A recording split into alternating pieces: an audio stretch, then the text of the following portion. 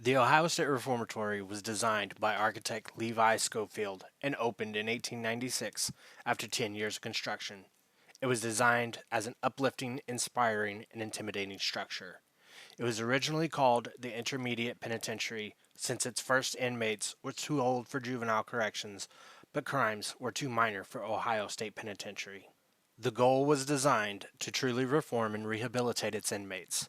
They received three things while there: religion, education, and a trade. They were admitted for 18 months, and if progress was showed, they could be released then. If not, they have to stay another 18 months. The idea was successful, and they had a high success rate and a low recidivism rate. In the 1960s, the state pulled its financial support from the reform model and started converting it into a maximum security facility, although it was never intended for that. By the 1980s, the conditions had gotten so bad that the inmates sued the state of Ohio. The lawsuit succeeded, and the state began construction of a new, modern facility nearby.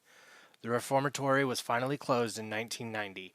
It sat empty for many years until it was bought for $1 by local activists that were committed to repairing and restoring it. The iron bars and stone walls are still there. But what about the people?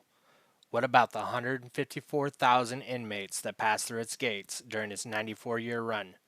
Not to mention the other people, like guards, wardens, gravediggers, and more. Apparently, more than you would think. No matter what they went there for, some never left. They rest in a desolate graveyard right outside the fence, unclaimed to this day. There are 215 graves, marked with only a number.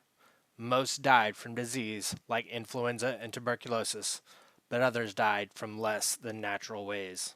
Violence, common in any prison, was well known here as well. Most of the violence took place away from the main cell block. There was too many eyes and ears here, so it was reserved for an emptier place deep beneath the prison grounds. It was known as local control, or solitary by some, but most called it the hole. Almost complete isolation can crack all but the toughest of inmates. At least one prisoner found a way to hang himself. Another set himself on fire. One time, two men were placed together, but only one walked out, leaving his cellmate dead, stuffed under a bunk. Could there be other surprises? Or words left over from its active days? Even when empty, some swear that these halls are still walked. The single bloodiest incident occurred outside of the prison walls. In July of 1948, the farm boss, his wife, and daughter were kidnapped and shot by two people that had been paroled in an act of revenge. A six-state manhunt was enacted to hunt these men down. It ended in a shootout that ended with James West dead and Robert Daniels in custody. As Daniels signed his confession, he told police that he'd get the chair, which he did on January 3rd of 1949.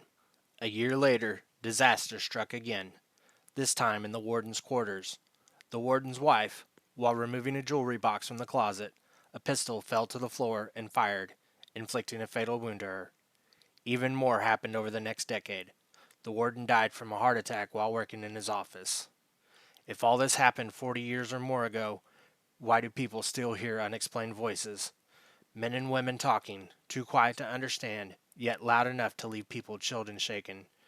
It's believed that people are accidentally eavesdropping on an endless conversation from beyond the grave between the warden and his wife. Tour guides and visitors have also been pushed and punched by forces unseen. Also, many claim to feel an unexplained chill on the grounds, the sounds of cell doors slamming, and reports of seeing dark apparitions. Local legend even claims that the road leading to the prison is haunted by the ghost of Phoebe Wise, a notorious Mansfield hermit and eccentric. Nowadays, they offer guided tours. Also, you can sign up for the Haunted Prison Experience, where the prison halls are made more menacing by eerie actors and animatronics. Thank you for joining me. I hope you enjoyed this story. If you liked it, hit that like and subscribe button and come back next time.